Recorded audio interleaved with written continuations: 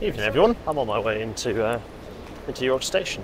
Why? Well, because firstly I need to provide you a pre-record rail matter, because right at this very moment I'm in the US. I'm with Roz and Liam having shenanigans in and around the northeast of the USA. But also because I need to have a train journey today across a rather strange segment of the country. And indeed from York, here in York, where I'm in York, it's pretty busy, York to Mansfield. Famous Mansfield. Why am I doing this? Well, I'm doing it because I need to pick up the new car, which we've just got, which I will talk about momentarily, where the Smart is seeing its demise. Not enough seats for, you know, little people. 1407, no, that's not the right one. I need to get a train to Retford. Anyway, enough of my waffling. While I'm stood here, in fact, with the wonderful sort of vaulted arch, lovely, well, it's not vaulted arches, it's just the grand sort of curved station of York, the roof at York Station. There's the big clock, and I've got 20 minutes until my train, so I'm going to bid you a welcome to tonight's rail matter.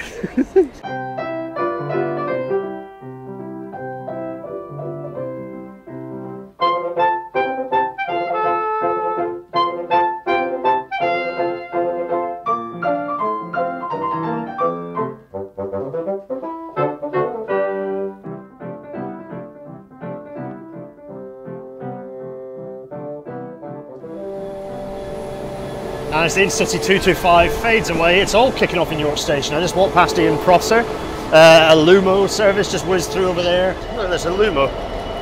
And behind me is a GBR F66 full of sand. It's a rake of coalfish is full of sand. And a Northern 170, it's all kicking off. Anyway, use this brief moment while I'm here with this hello GBR, lovely chums at GBRF there. Use the opportunity to walk along this chunky train,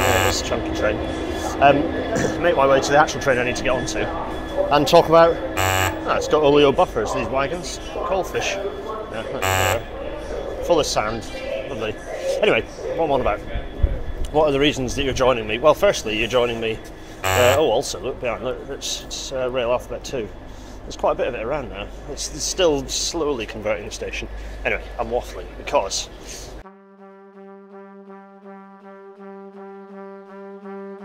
today you're going to be joining me on a journey from York to Mansfield for a variety of reasons. One, just a general survey of how the number one is because I need a quick novel out and about episode for you lot while I'm away. That's number one. And I thought, you know what, you can join me on my little trip to Mansfield. Number two, let's see how the rail network's doing on our way down. The network's in a shambles, but let's just experience what it's still like for people hopping on a few services. We're travelling with 3 TOCs, LNER, Northern and East Midlands today, I think, to get to Mansfield, including bits on the old Great Central and all sorts. It's quite the journey. Then we will be, so content, journey, talk about HS2's Eastern leg a little bit, because this is a journey that will be made a lot easier by the existence of that. Getting the direct train to East Midland hub, not a stupid parkway, old bloody parkway station, getting to the hub and then whizzing out to Mansfield will be much easier than what I'm going to have to do now. This is a 2-hour 40 journey minimum to get where I'm going, so it's a long old trip.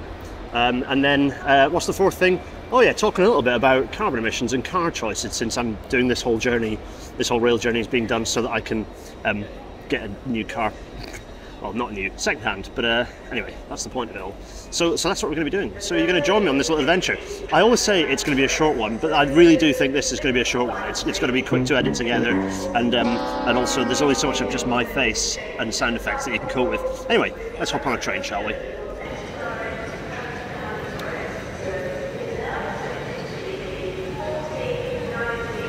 Press the button. I don't have my widget today, which means that I'm recording using this thing. And also I'm holding the phone directly, which is not so good. I'm thinking this is a totally empty coach. I suppose we've still got 10 minutes before we depart. It's very quiet in here.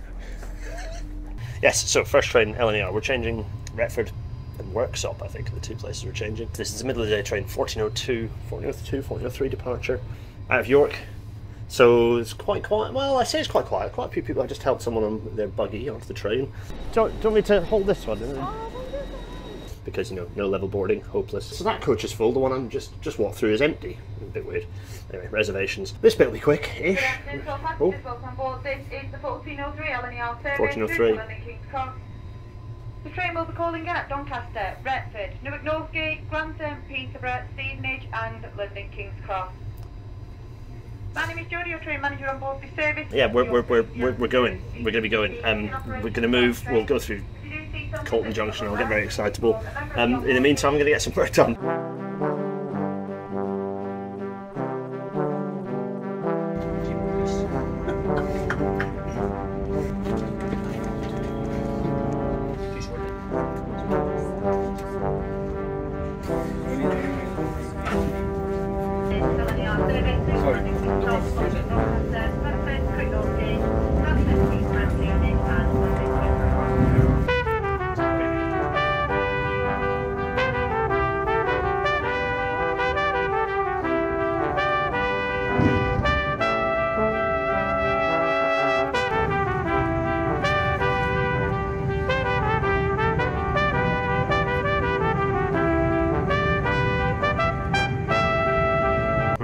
Slowing down on our arrival into Retford.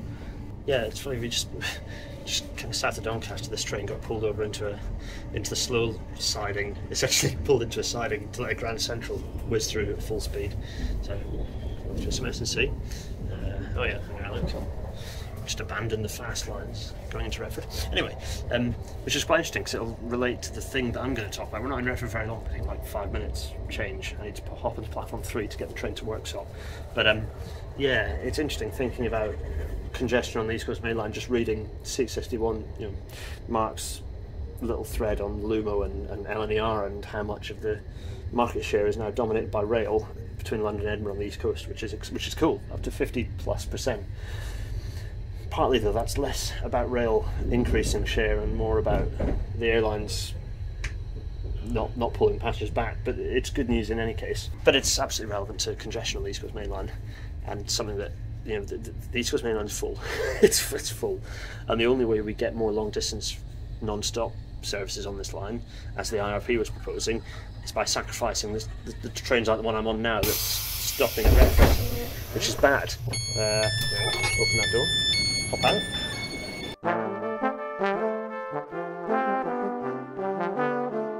Anyway, here we are, Retford. We're now, oh yeah, platform 3. Oh yeah, that's fun. I've never caught a train from platform 3. Thanks, LNER. Retford Station. It's a classic, very familiar looking East Coast kind of, you know, the sandy brick and the nice metalwork. It's all very familiar looking to this part of the country, this railway line. Yeah, look, this is nice. Last time I was here, actually, I was filming for LNER. I was doing some stuff for David Horn, talking about the New York Flat Crossing, which they ended up not using because it was a bit too track heavy. Oh, look, it's like the days of old. Look, they've got pictures of steam trains and behind us too. Isn't that nice? There's some nice bit of local history there for everyone.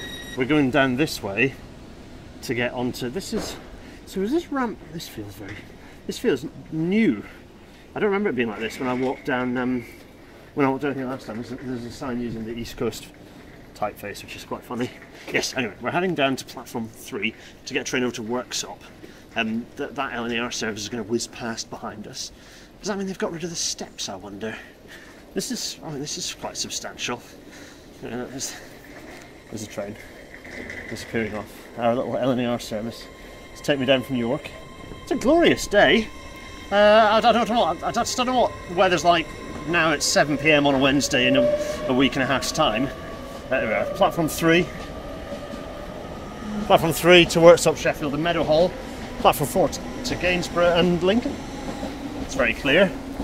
New signage, but not in RA2. Retford, unlike Newark, which for reasons that are in that short video that's on YouTube, you can go and find it. You just search me and Newark Flat Crossing. For reasons, you can dive under at Retford. Indeed, they did. They built a dive under. British Rail built a dive under to get rid of the flat crossing at Retford. It's nice to have you along for this little journey. Everyone in the chat, hello. we're about to cross bridge. Oh, there's people in orange down here still working on bits, but they don't look like they're doing very much, to be honest. But anyway, what's quite nice is you can see, it's further behind me, you can see there's the East Coast Main Line. Down there are the lines going from, what is it, like Gainsborough, Lincoln way. So it's Lincoln over towards Sheffield. Is it Lincoln Sheffield? Is that the actual route? I think it is, isn't it? Is this this is the former? Well, this isn't, because it was built by the original route was more. Which direction was it? I'm trying to think which direction. It was more sort of the other way. But anyway, this used to be a straight line, and then they kicked it away to do the dive under. In any case, Great Central. It's from Great Central Railway, right? I think there'll be an orange thing beeping, saying whether I'm correct or whether I'm wrong. Yeah, the little foot crossing, little barrow crossing there. Thankfully, no one has to use anymore. Bridge 303A on ECM1. There's a nice hour service going past in that direction, isn't that nice? I've hopped down here. You can very much see, well, firstly, the most French-looking bridge marking I've ever seen in my life. That's so French-looking. Secondly, you can see the vertical alignment. You can see the tracks kind of climbing back up from the dive under. One thing I will say, as my train is pulling in over here, oh, it's a 158, friendly 158. There is very little headroom to get wires through here eventually. We're getting on a train to Worksop, which I presume is this one. It's a northern service. It's a northern 158. It is 158 looking 1580. If I get on this train and it's the wrong one, then we're stuffed. But I don't think the train does anywhere else, to be honest. So we're hopping on and see what happens. This one's very much for the audio-only people, really, because at the moment it's just my large face.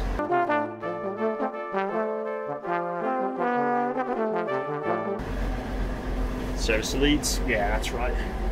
Ah, 158s, familiar fare. Love these things. I mean, they're hopeless for accessibility. They're very narrow. This one's has been even had the refurb, and they've painted everything a nice smart white, but it's still very tired.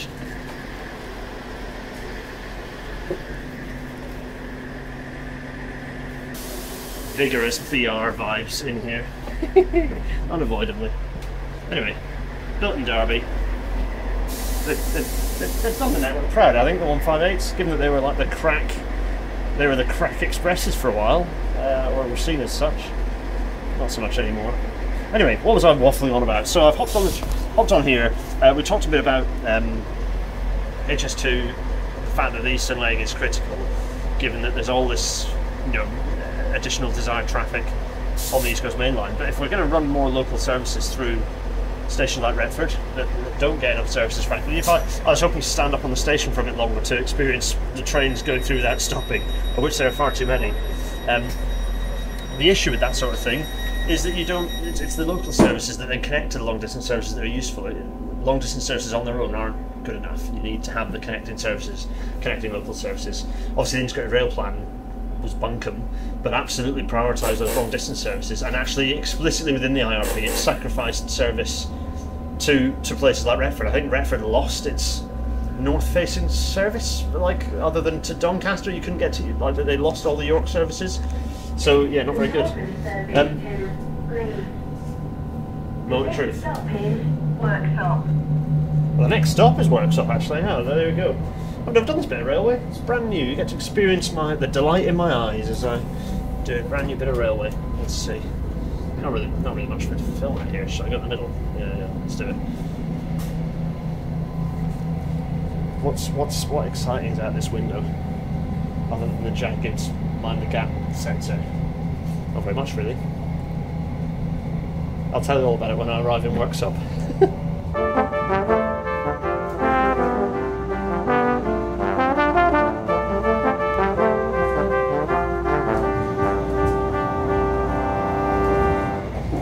Well, that was nice, but very brief.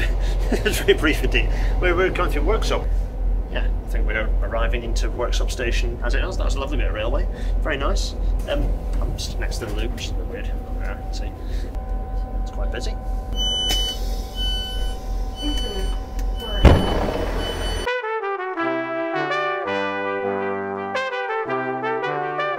got there eventually.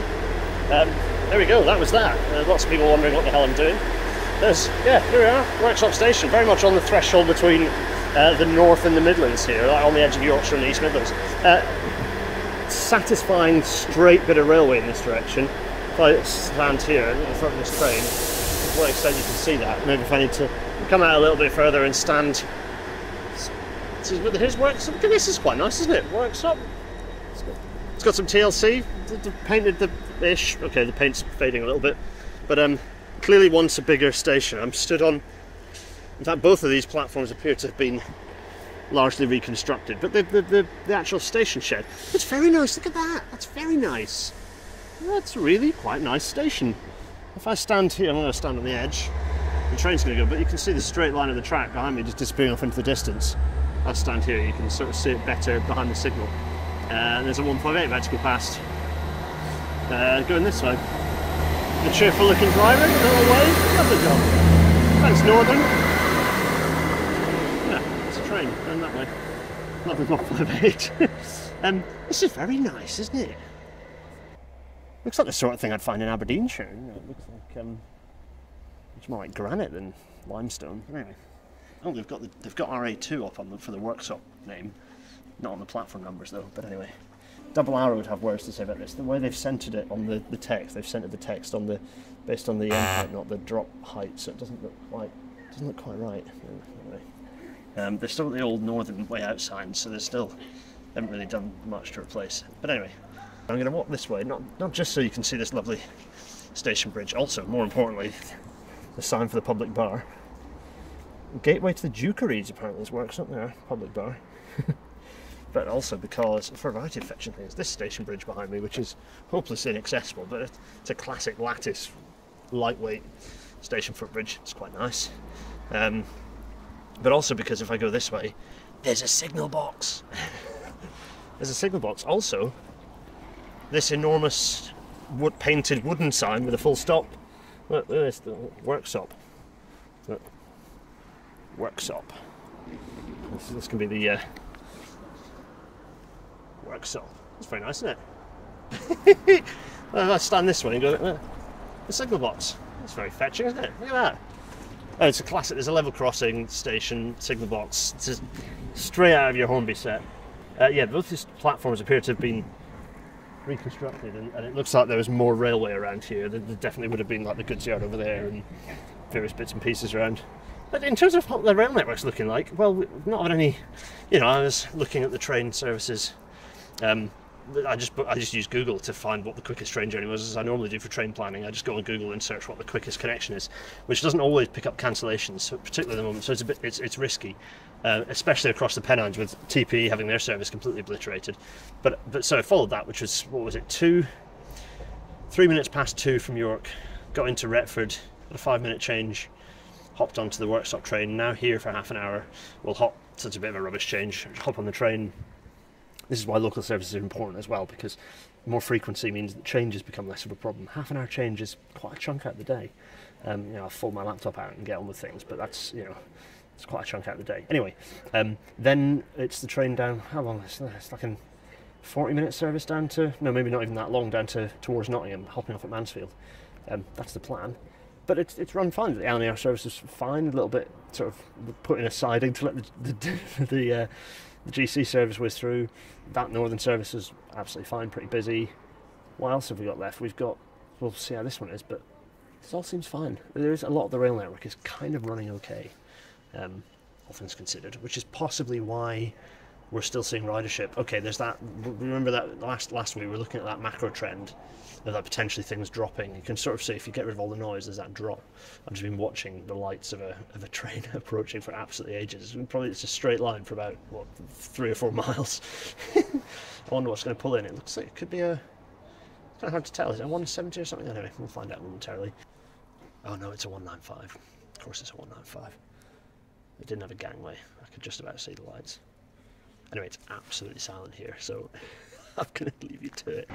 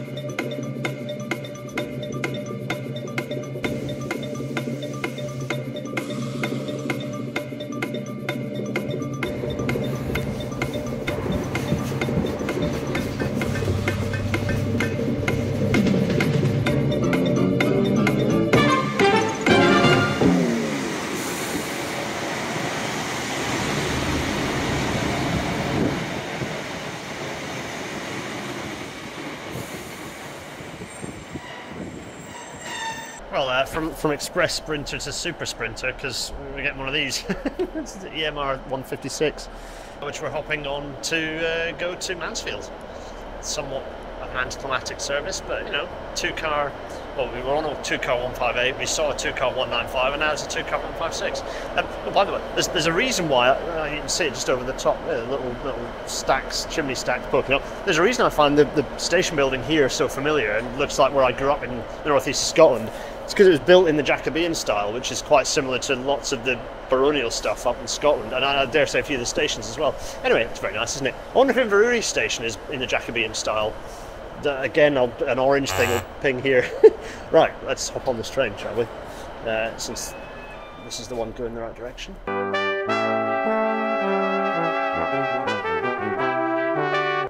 look at this.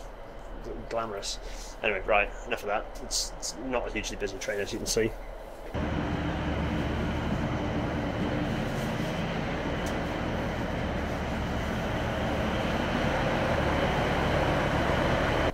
Enjoy the little ride to Mansfield.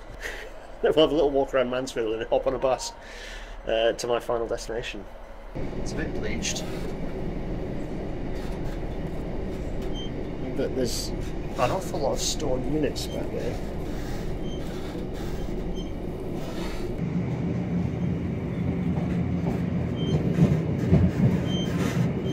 I'm not sure I filmed very well, but there's an enormous number of stored units just it just gone past. Yeah, coming out of workshop. It's still a lovely day. This train's quite quiet on a number of levels. It's quiet that everyone's absolutely silent, and also quiet that there's not many people on it. We've just peeled off the main straight line and are aiming, I think now, southwards, or on our way towards southwards, heading towards, well, a few places before we get to Mansfield, like Whitwell, Cresswell, Langwith, Whaley, Thorns, and Shirebrook, Mansfield Woodhouse, and Mansfield. It's on this bit here. Anyway, we're in a bit of a creaky. It's one of those 156s that's definitely like a bit commutey because it doesn't have gangway doors. So it's all a bit. It's one of the cheaply made 156s with as little kit in it as possible.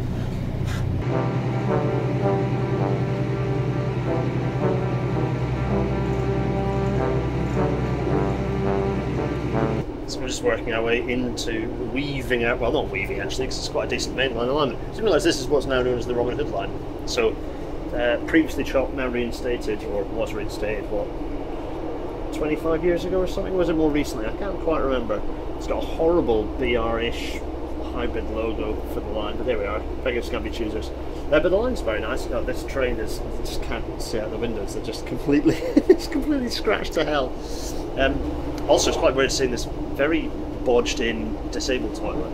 Like it's really small. It's the same as the one in the 158, which is really small as well. Like kind of half bodged in. Not ideal. There we are. Yeah, look, there's some Mansfield actually. There's a little market square. It is a market town, Mansfield. It's kind of what it's, well, among other things, famed for. It's a nice 1920s, 1930s building over there. Quite fetching. Very nice.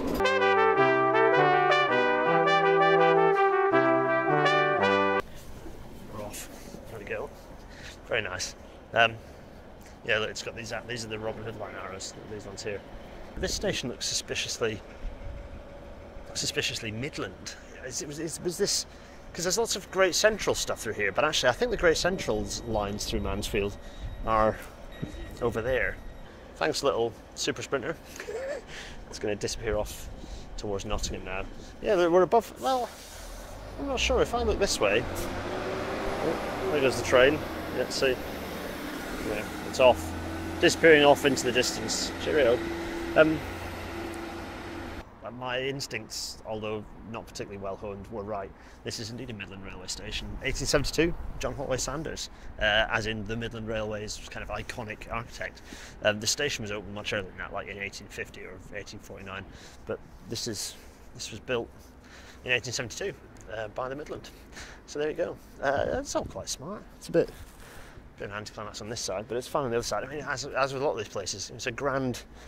Mansfield, pretty grand town, and its station is, you know, nice but petite. This is one of the things that sums up the problems of Britain's railways. This is a busy corridor of railway lines, or of towns, sorry, busy corridor of towns, and the railway is like a glorified rural railway. Like, there should be trains every 15 minutes along here. Why aren't there? You know, it's not a way to make the rail a viable choice, which is why everything around here is so horribly car dominated in terms of the developments. Really quite grim on that front. Anyway, this whole area is post-industrial, and most of its kind of heritage is in mining, coal mining, which is interesting because what superseded the National Coal Board, which is, what is it, Coal UK or Coal, like UK Coal, something like that, is based in Mansfield. I don't know where the office is, somewhere around here. Anyway, basically the long descendant of the National Coal Board is based here in Mansfield, appropriately, because we are surrounded by enormous amounts of coal workings. There's a fantastic bit of there's quite a lot of mining heritage around, not least in the kind of a few ex-mining railways still not quite gone. I think there's one, I passed under one when we went onto the old Roman road heading north, the old Nottingham to York Roman road, of which mostly is the A1, but partly is the was it the 617, is it? Getting my 3 number A roads right or possibly wrong. But anyway, you pass under a bit of railway that just goes to nowhere, but it still has railway on it. That went to a mine. So there's all sorts of chaos around here. If you get rail map online and look at the old railway lines, you can see just enormous amounts of railway chaos around here. Just huge amounts of lines sprawling in all directions. What's quite nice, you can see the different companies on that map, so it's really clear to see what is the Great Central, which is not this is the Midland. The Great Central kind of came through here as well, coming up from Nottingham with a branch. It's a branch that came up through Mansfield and then whizzed off. Anyway, right, Mansfield, I'm going to go and get a bus.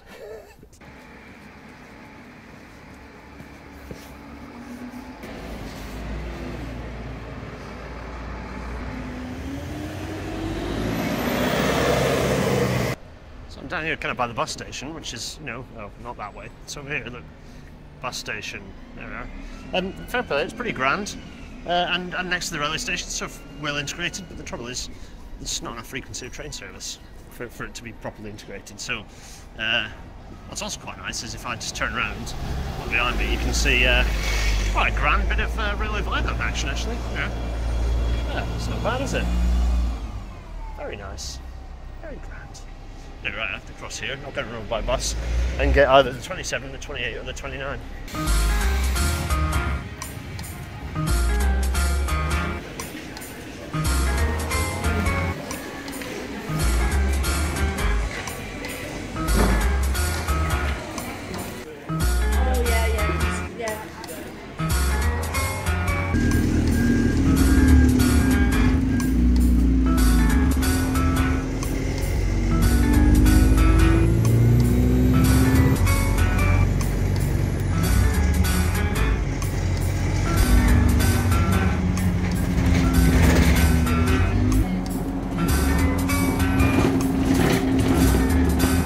Cheers now.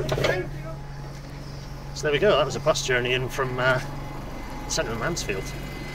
This I know we're kind of out in the outskirts, and this is what kind of retail parks and commercial estates all look like in the UK.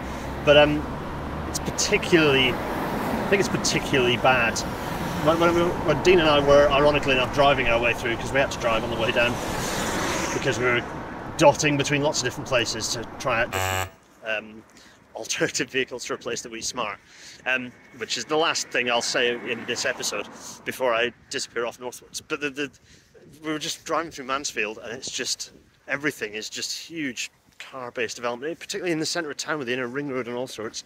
Really quite a depressing focus on car development.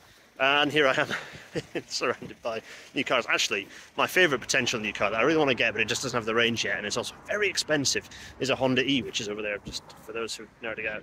Lots of love for the Honda E. There's one in the bottom corner. I love a Honda E. Anyway, enough of that.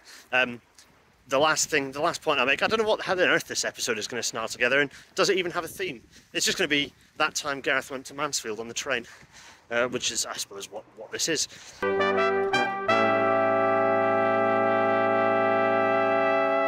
Well, this is admittedly a rather unusual location for a rail now to close out. In a car. It's not the smart car, it's the new car. It's a Panda.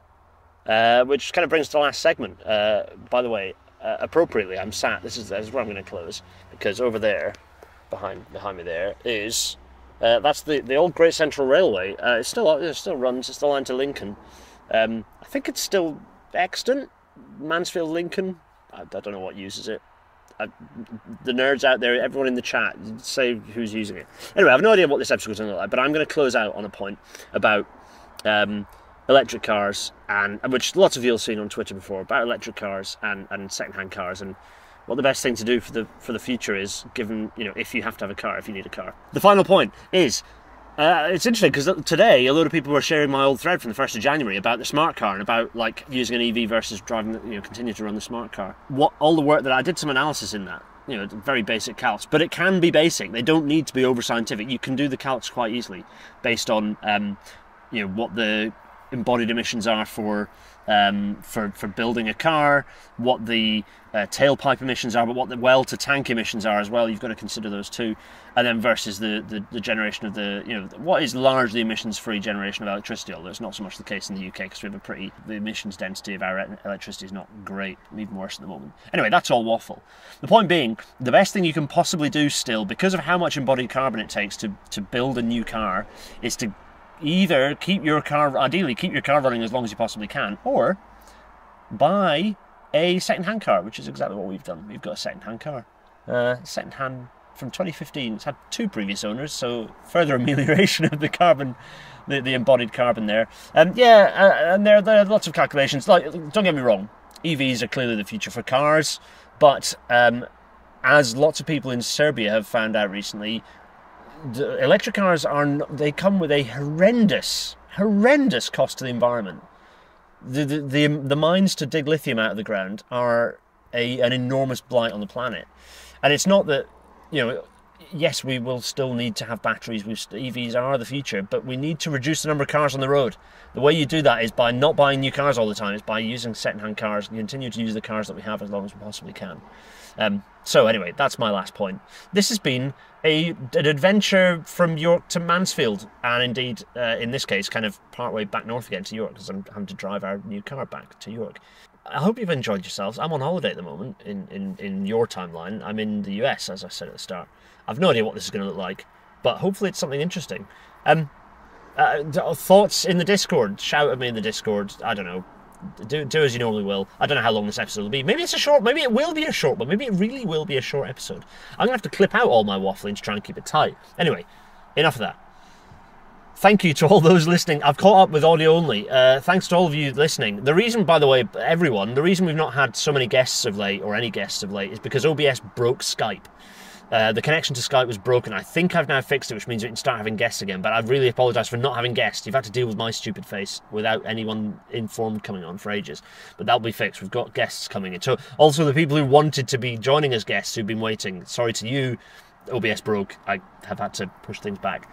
So there'll be guests. But anyway, we're up to date in audio only uploads, I think. Podcast uploads. As long as I upload Wednesday's one last week, this week for me, last week for you.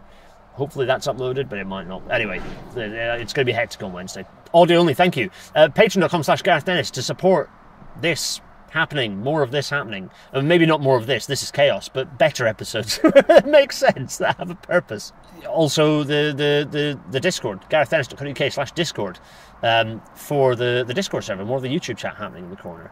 And PayPal.me/Gareth Dennis if you just want to throw abuse at me, which might happen a lot. That might happen a lot. Also, a lot of people have been throwing, interesting, I still have a Ko-fi page, Kofi Annan page, where people have been sending me a lot of money since my thread about track gauge went viral again, only because I plugged it a lot on Twitter when that stupid track gauge, another plagiarised version of the track gauge Twitter thread, did the rounds on Twitter a week or two ago.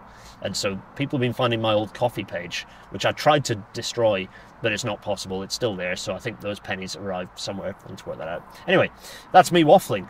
Next week, I will be back in real life, and there will be an episode of some kind on my return. I don't know what it'll be, but I will tell you right now. Future Gareth, what is it? We're going through the RAIB report on the Dalwhinnie derailment. That time we derailed an HST twice. It's as simple as that. Classic page turn. Pass, Gareth. Go. That's all from me. You've been a wonderful audience. This has been rubbish. No, it's not. I don't know. New York to Mansfield, a little travel on a train sound effects. What did we learn? We learned that the train network is still functioning. Lots of people taking the train. Some bits of it are busy. We learned that we should be having much more suburban rail density in places like Mansfield, and also that we need on the East Coast Main Line as well. We need HS2 to enable this sort of stuff. We learned that there's too much car-oriented development, particularly in places like Mansfield, that feel a little bit forgotten. To be honest, there's a bit. It's a former market town, proud mining history. It feels a bit grim. Also, that it was headquarters of what remains of the NCB, which is now, I think, UK Coal. What's the fourth thing? Yes, EVs are the future of cars, but cars aren't the future of travel. And if you want to minimise your carbon footprint from having a car, get a second-hand one, or even better than that, just keep your current car running as long as you possibly can. Those are the things. And fifthly, have a lovely time until I see you next week. Cheerio, everyone. Cheerio.